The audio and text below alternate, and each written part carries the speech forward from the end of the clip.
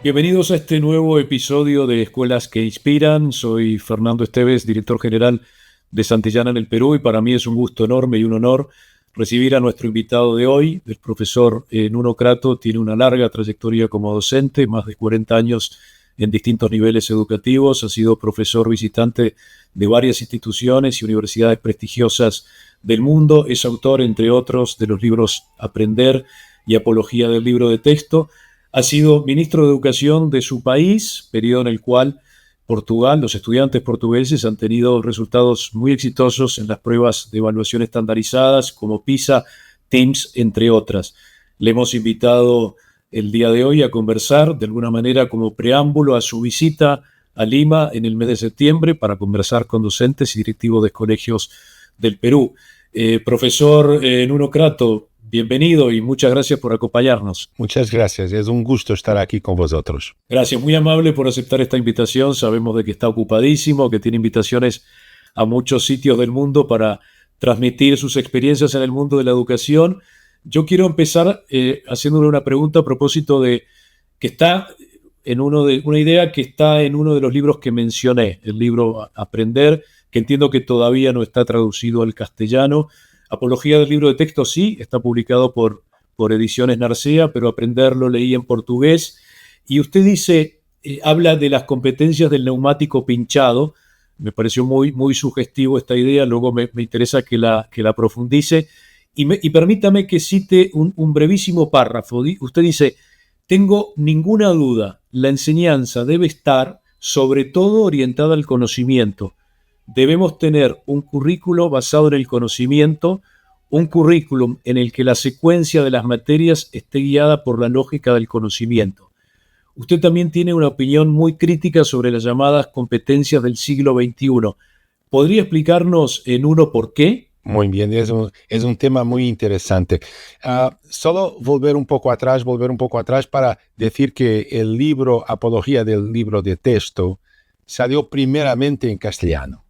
Fue un esfuerzo grande escribirlo en castellano con muchas ayudas, pero primeramente en castellano. Ahora sí está traducido en portugués, que para mí es un honor tener un libro en castellano que salió así.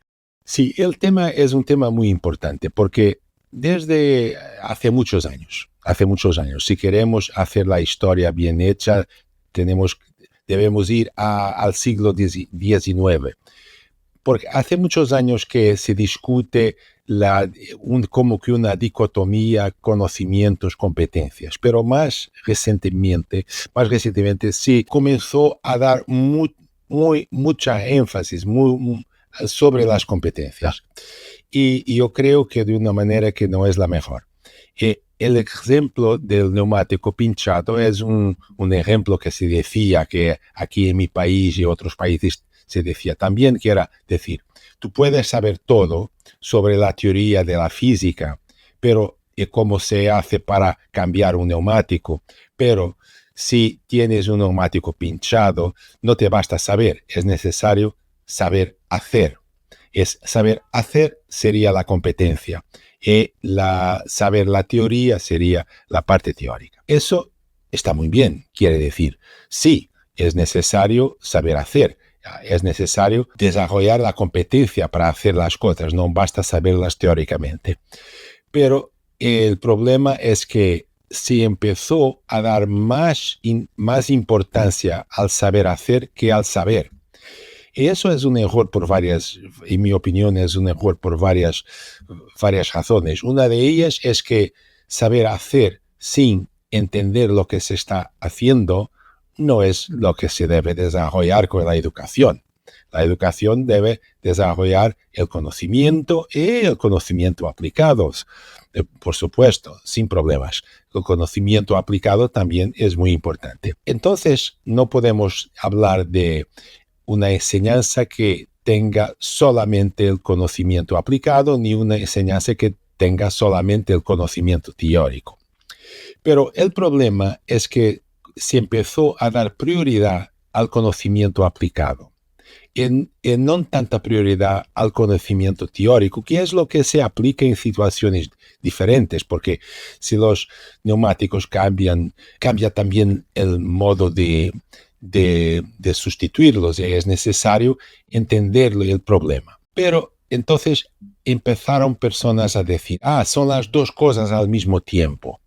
Pero en la realidad está bien, son las dos cosas al mismo tiempo. Pero es necesario entender lo que orienta la escuela.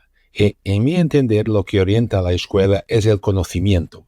Quiere decir, estamos hablando de un neumático pinchado, estamos hablando de un gas, presión, estamos hablando de conceptos de física, de fuerza, y cuando esos conceptos deben ser enseñados de una forma jerárquica, de una forma consistente, que se entiendan cómo los conocimientos vienen unos de los otros y cómo los conceptos están ligados entre sí.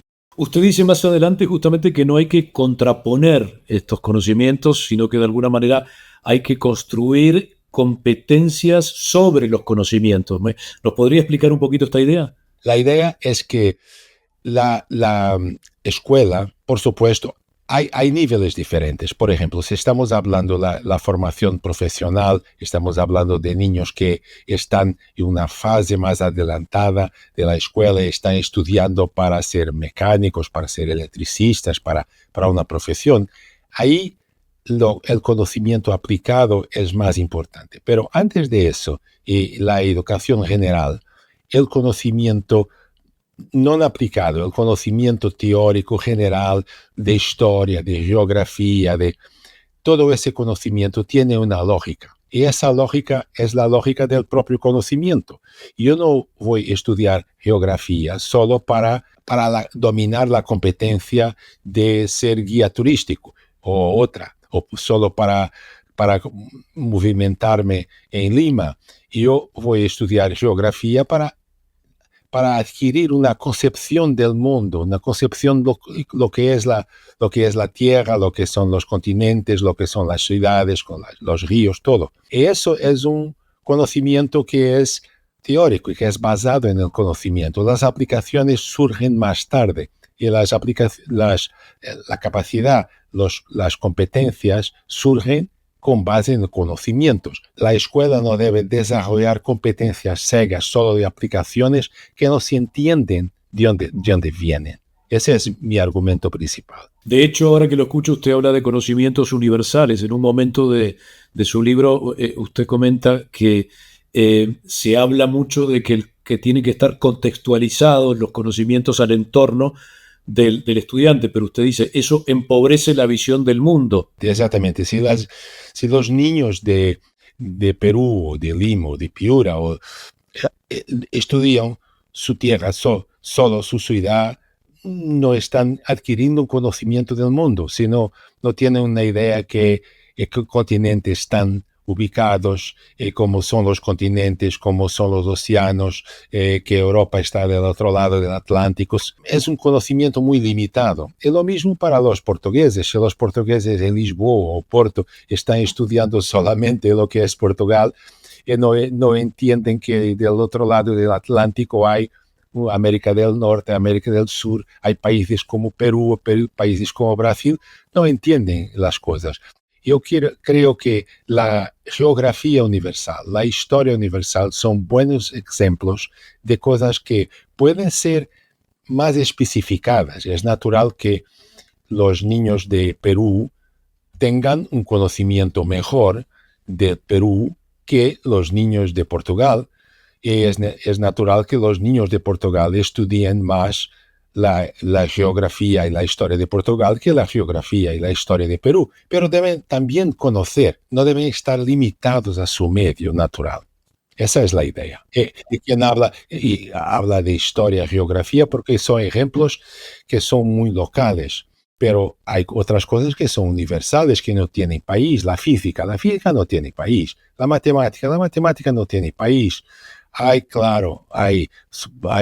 por supuesto, matemáticos portugueses que a nosotros nos gusta referir. Hay matemáticos peruanos que a los peruanos les gustaría referir. Pero la matemática esencialmente es una ciencia universal. Y si estamos limitados a lo que interesa, a lo que está más más contextualizado a nosotros, estamos perdiendo una visión del mundo. Y Nuno, ¿cómo se compatibiliza eso en realidades como las nuestras, ¿no? Porque probablemente lo que estoy diciendo es una visión más o menos estereotipada, pero uno piensa en Europa en realidades más homogéneas quizá, ¿no? Pero en Perú, por ejemplo, tenemos la realidad de los estudiantes de la costa, los estudiantes de la sierra que están en los Andes, los estudiantes de la Amazonía, tienen realidades, contextos geográficos, productivos, culturales y hasta lingüísticos distintos, aunque tengan una lengua en común, que es el español. Entonces, varios de quienes hablan de esta idea de contextualización muy estricta, aluden a esta diferencia. ¿Qué le contestaría a esto? Yo creo que no hay mal ninguno que los niños que viven en Amazonía que estudien un poco más la Amazonía, pero si solo estudian esa parte, si no estudian los océanos, tienen una visión limitada del mundo. Y no se puede estar estudiando todo con base a lo que se ve. Es necesario salir de esos límites. Esa es la función de la escuela, es salir del mundo donde estamos, que es necesario un mundo limitado, y hablar de otros mundos, y hablar de otras realidades, las montañas, las playas. Hay niños que nunca vieron una playa, hay niños que nunca vieron el mar, pero es necesario que se hable de mar, que se hable de montañas, que se hable de playas, porque de otra forma están limitados a su medio. Y exactamente la función de la escuela es el contrario, es alargarles, hacerles una visión más larga del mundo. Es la función de la escuela. Y se entiende que hay cosas que tienen que ser o que pueden ser un poco más localizadas, pero eso, la función de la escuela es sobre todo salir de los límites donde vivimos. Esto probablemente tiene que ver con una frase, se defiende mucho en el libro aprender un currículum en común, ¿no? Dice, en un momento de renovada fascinación por la multidisciplinariedad, la flexibilidad curricular y las competencias aplicadas, debemos insistir siempre en la importancia de un currículum en común y en el derecho a la educación general de nuestros jóvenes. Es esta idea, ¿verdad?, que independientemente de la zona en la que viva el estudiante pueda tener un currículum compartido. Para una nación, yo creo que es necesario haber un currículo común. Claro que hay naciones como Brasil, los Estados Unidos, que son muy largas, que tienen realidades, que tienen dentro de ellas otras, no son naciones, pero son tan largas como naciones. Por ejemplo, California es más grande que Portugal, es más grande en espacio y también en número de personas. Por eso es necesario ver las diferencias entre un gran país federado y un país que es un país más homogéneo, como es Portugal. Para un país como Portugal es necesario, creo yo, que haya un currículo común para que todos hablemos lo mismo. Y para hablarmos lo mismo, debemos conocer la misma geografía, la misma historia, debemos tener referencias comunes, un poco como los niños que hablan fútbol, hablan de jugadores que son muy buenos, tienen un lenguaje común.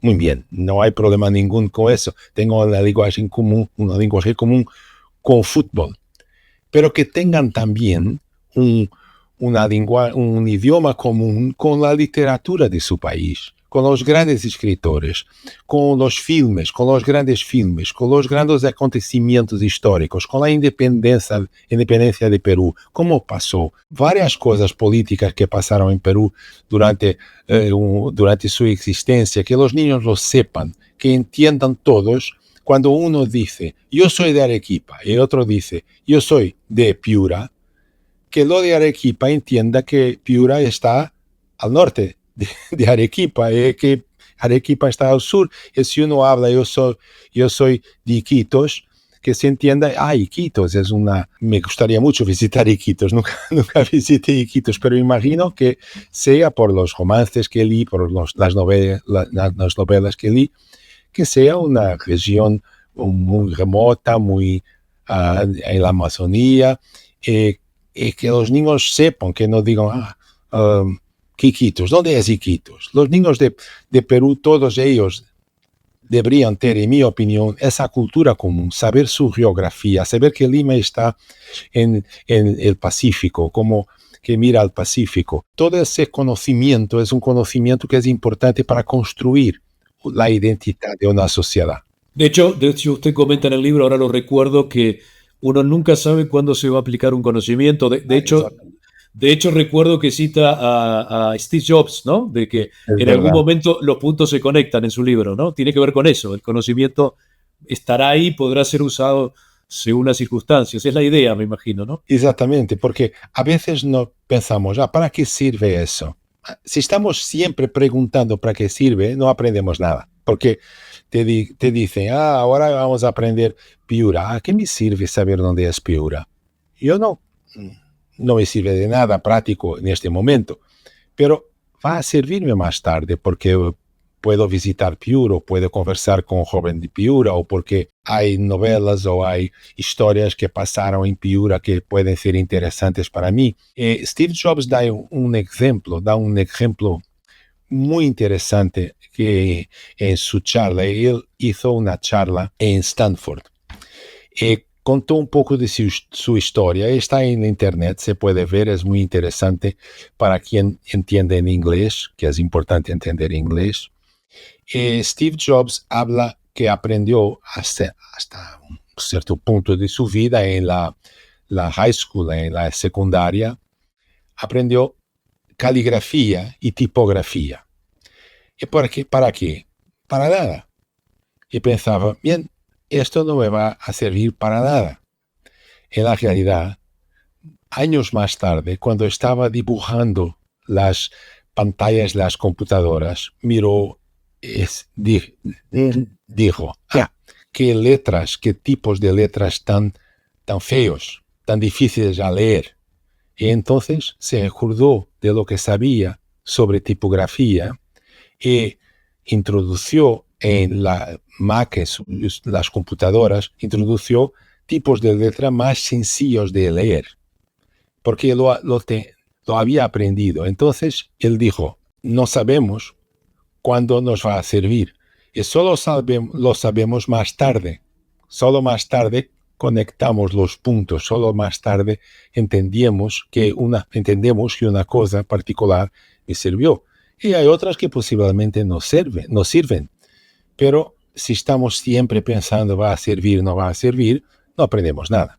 Esa es la idea. Está muy claro, esa conferencia es muy recomendable, sí. Es muy recomendable. La he visto varias veces y muy inspiradora además.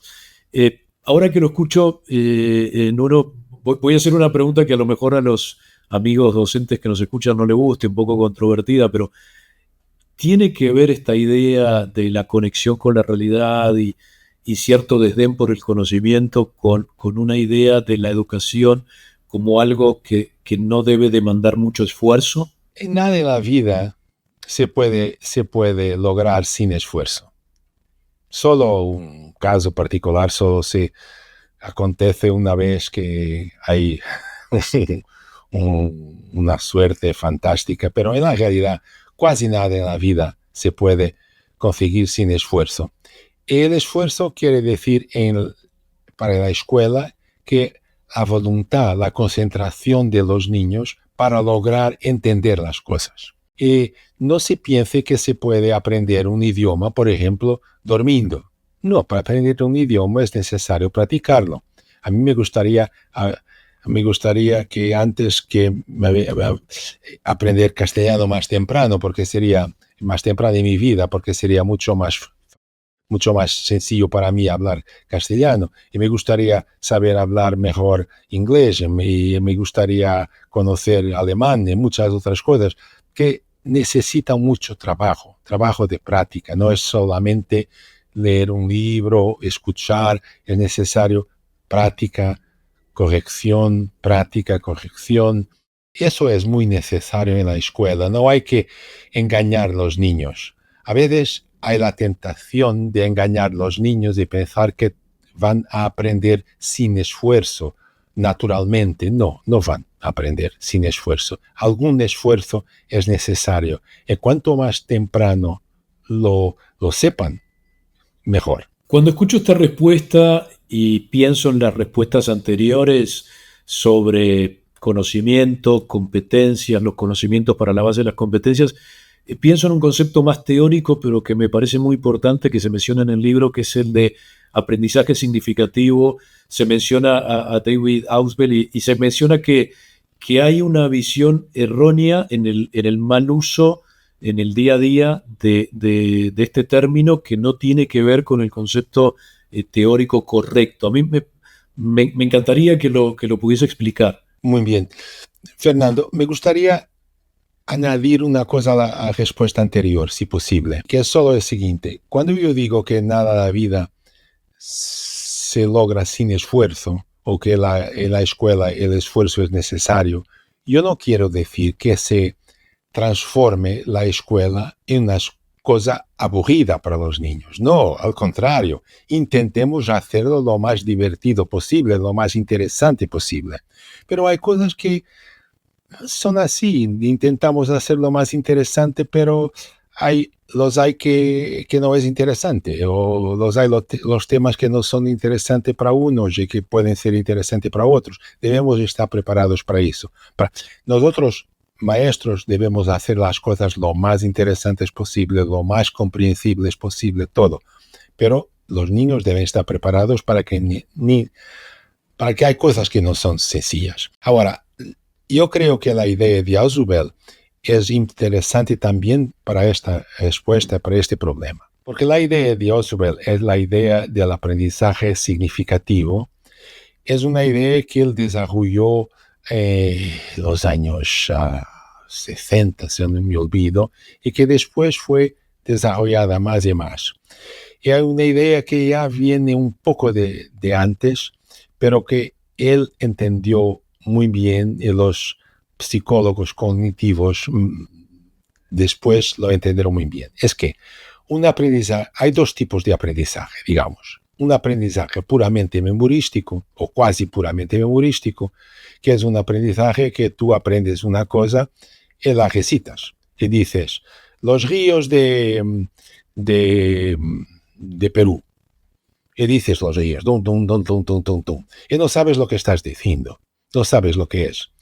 Es un aprendizaje memorístico. Dices números de teléfono, son números que es un aprendizaje memorístico, puramente memorístico, porque no tiene significado. Pero ese aprendizaje memorístico a veces es necesario, pero la escuela debe desarrollar sobre todo el aprendizaje significativo, quiere decir, el aprendizaje en que los conceptos se integran y se relacionan con conceptos. Y los conceptos se relacionan con conceptos anteriores.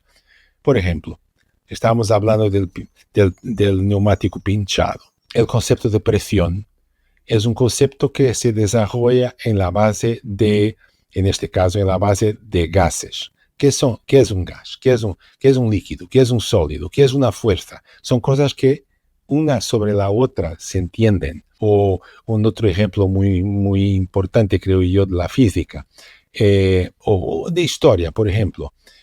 ¿Cómo fue la independencia de Perú? Tú debes entenderla, creo yo, con la independencia de muchos países de América del Sur que empezaron a querer la independencia. El aprendizaje es significativo si tú entiendes la época, si entiendes lo que pasó antes en los Estados Unidos, si entiendes que hay muchos países que tienen la misma aspiración y que hay diferencias. Brasil estaba más unificado, más unido, los otros países de las colonias de España estaban más separados, con una identidad más propia. Es muy importante discutirlo todo, es muy interesante discutirlo, y si tú conoces, cuanto más conoces sobre América del Sur, sobre la historia de América, la geografía de América del Sur, mejor colocas los conceptos unos sobre los otros. Por ejemplo, ¿por qué la independencia de Brasil hecha por un rey portugués? Es una cosa muy sorprendente. Pero si tú miras las fechas, tú miras las fechas y ves que son las independencias de Perú, de Venezuela, de Chile, son todas una, otra, casi un año después del otro, casi el mismo año, todas. Y tú llegas a Brasil y ves un rey de Brasil, un rey de Portugal en Brasil, que piensa, si no soy yo que declaro la independencia, otros lo harán. Porque hay un movimiento histórico. Entonces el rey, el príncipe, declara la independencia. Después el rey, hay una frase famosa que don Juan VI dice a su hijo, al rey don Pedro, el primero emperador de Brasil, que es más o menos eso: mejor que seas tú mi hijo.